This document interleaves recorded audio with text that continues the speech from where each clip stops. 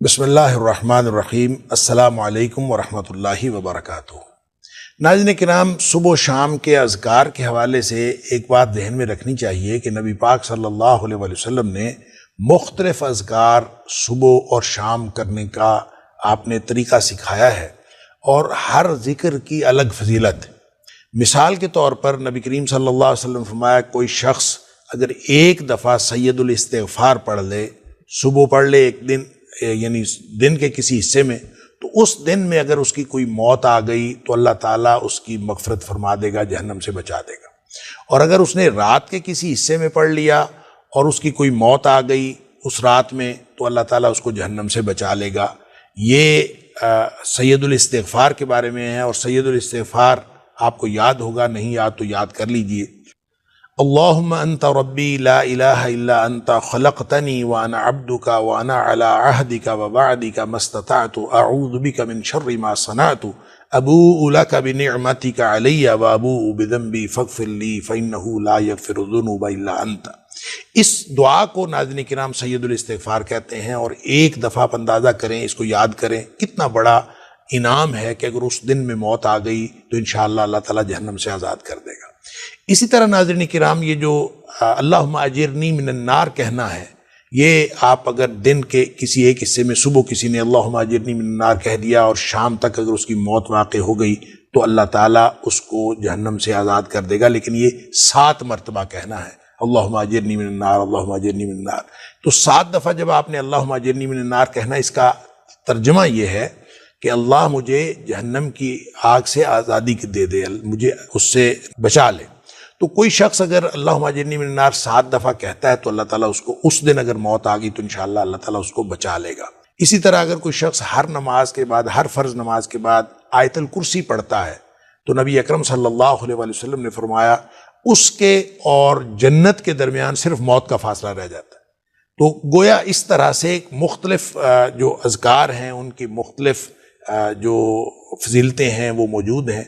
लिहाजा सुबह शाम के अज़कार किसी भी जगह से ले लेने चाहिए। जो मसनून अज़कार हैं वो सारे अज़कार पढ़ने चाहिए। और उसका सही वक्त ये है कि जो फजर के फ़ौरन बाद आप अज़कार कीजिए और फजर से लेकर ख़ास तौर पर अगर फजर से लेकर इशराक तक आप अपने पूरे अज़कार कर लें तो नबी अकरम सल्लल्लाहु अलैहि वसल्लम ने फरमाया कि जो शख्स फजर से लेकर फजर की नमाज़ पढ़े और उस पर अपनी जगह पर बैठा रहे और फिर उस वक्त उठे जब इशराक का वक्त हो गया और 2 रकत पढ़ने के बाद उठे तो उसको मकबूल हज और मकबूल उम्रे का सवाब मिलता है, यानी हज भी और उम्रा भी। सुभान अल्लाह। इसी तरह जो शाम के औकात हैं ज़िक्र करने के, वो मगरिब के साथ मुंसलिक हैं।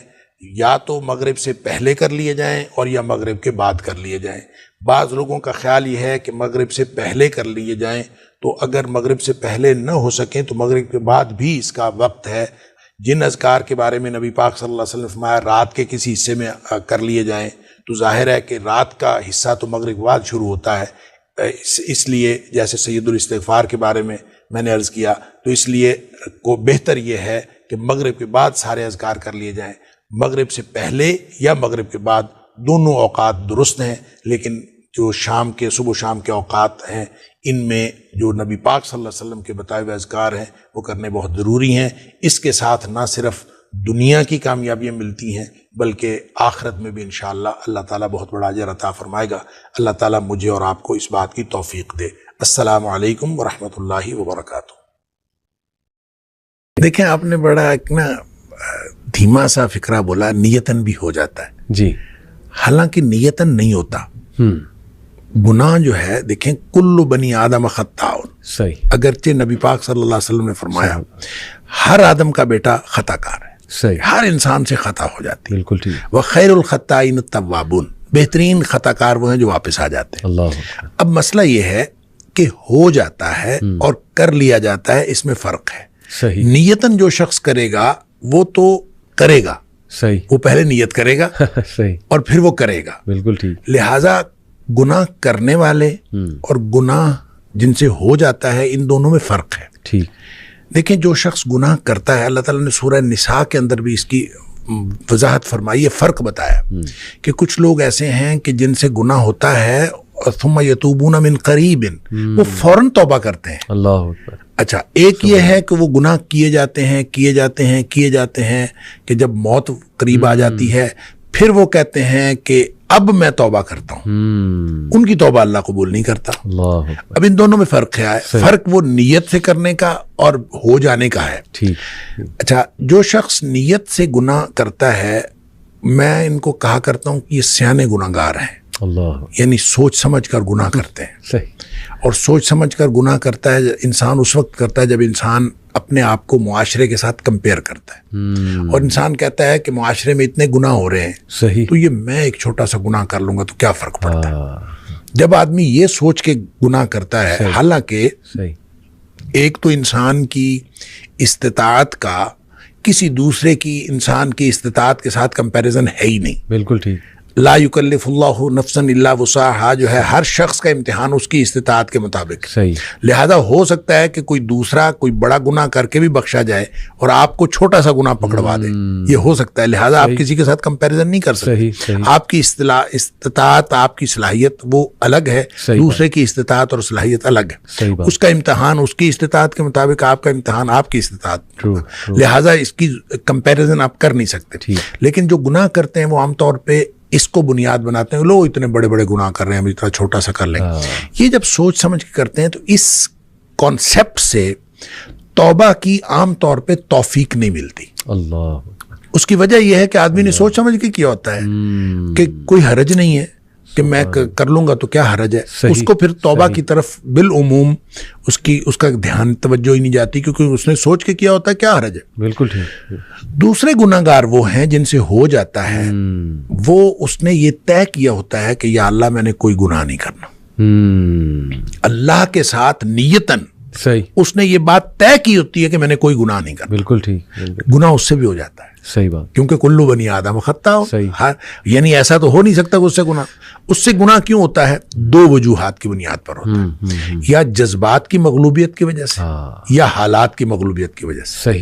یعنی وہ اس کے حالات ایسے ہوتے ہیں کہ جو اس کو گناہ کی طرف لے جاتے ہیں، یا پھر اس کے جذبات، بعض اوقات انسان اپنے جذبات سے مغلوب ہو جاتا ہے اور انسان چل پڑتا ہے گناہ کی طرف، شہوات سے یا جذبات سے۔ اب جب وہ مغلوب ہوا اور مغلوب ہو سے حالات کی وجہ سے کوئی کیفیت ایسی بن گئی کہ وہ گناہ میں وہ انوالو ہو گیا، یا پھر جذبات ایسے اس کے اوپر حاوی ہوئے کہ وہ گناہ میں انوالو ہو گیا، اس کا نتیجہ یہ ہوتا ہے کہ جو ہی حالات تبدیل ہوئے یا جو ہی جذبات ٹھنڈے پڑے، چونکہ اس نے طے یہ کیا ہوتا ہے کہ میں نے زندگی میں کوئی گناہ نہیں کرنا، تو اب جو ہی حالات بدلیں گے، جس حالات کی مغلوبیت کی وجہ سے اسے گناہ ہوا ہے، تو فوراً اس کو یہ خیال آئے گا کہ یا اللہ میں نے تو یہ گناہ نہیں کرنا تھا، یہ مجھ سے کیا ہو گیا۔ اور اسی طرح جب اس کے جذبات ٹھنڈے پڑیں گے تو اسی وقت اس کو خیال آئے گا، ہوش حواس میں آئے گا تو کہے گا یا اللہ میں نے تو یہ نہیں کرنا تھا، یہ مجھ سے کیا ہو گیا۔ یہ ہے وہ ثم یتوبون من قریب، کہ فوراً وہ توبہ کر لیتے، پھر اس کو فوراً خیال آتا کہ وہ جو ندامت اور شرمندگی اس کو ہوتی ہے، وہ جو پشیمانی اس کو ہوتی ہے، یہ ندامت اصل میں اللہ کو پسند ہے، کیا بات، کہ انسان کو ندامت اور شرمندگی ہو کہ یا اللہ میں گناہ کر بیٹھا ہوں، میں نے تو یہ نہیں کرنا تھا۔ اور اسی طرح یہ جو رب انی ظلمت نفسی والی بات ہے، یا حضرت آدم علیہ السلام کی دعا والی بات ہے، یا ویسے بھی نبی پاک صلی اللہ علیہ وسلم نے فرمایا کہ ایک آدمی گناہ کرتا ہے اور گناہ کر کے پھر اللہ سے بات کرتا ہے، رب انی اذنبت، تو اللہ میں نے گناہ کیا ہے، یعنی اقرار، یہ اقرار جو ہے یہ بہت، یعنی اقرار ہے، اس کے اندر ندامت ہے، اللہ میں گناہ کر بیٹھا ہوں اور تو معاف کرنے والا ہے، تو مجھے معاف کر دے۔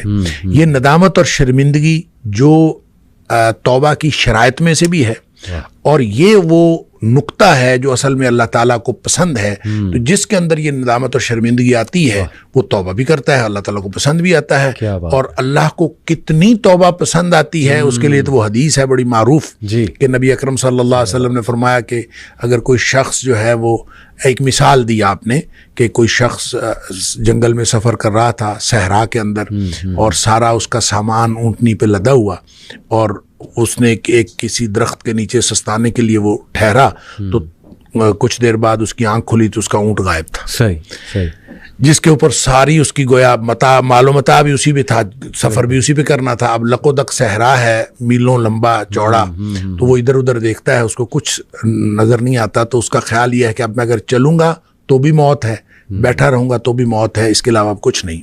تو زندگی سے مایوس ہو کے وہ بیٹھ رہتا ہے، تو تھوڑی دیر بعد پھر اس کی آنکھ لگتی ہے اور اس کو پھر اس کی آنکھ کھلتی ہے تو دیکھتا ہے کہ اونٹ سامنے کھڑا ہے. اتنا خوش ہوتا ہے کہ وہ کہتا ہے اللہم انت عبدی وانا ربک، اللہ تو میرا بندہ اور میں تیرا رب.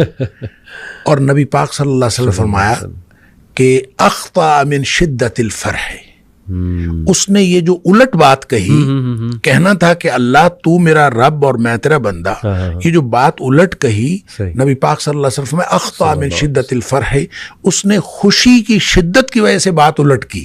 یعنی اس کو سمجھ ہی نہیں آئی، اتنا خوش تھا اس کو سمجھ نہیں آئی اور وہ خوشی کی شدت کی وجہ سے الٹ بات کر گیا. نبی پاک صلی اللہ علیہ وسلم فرمایا اس شخص کو جتنی خوشی ہوئی ہے نا، اللہ کو اپنے بندے کی توبہ سے اس سے زیادہ خوشی ہوتی. کیا بات ہے، کیا بات ہے. اب اس کے بعد کیا بات باقی رہ جاتی ہے؟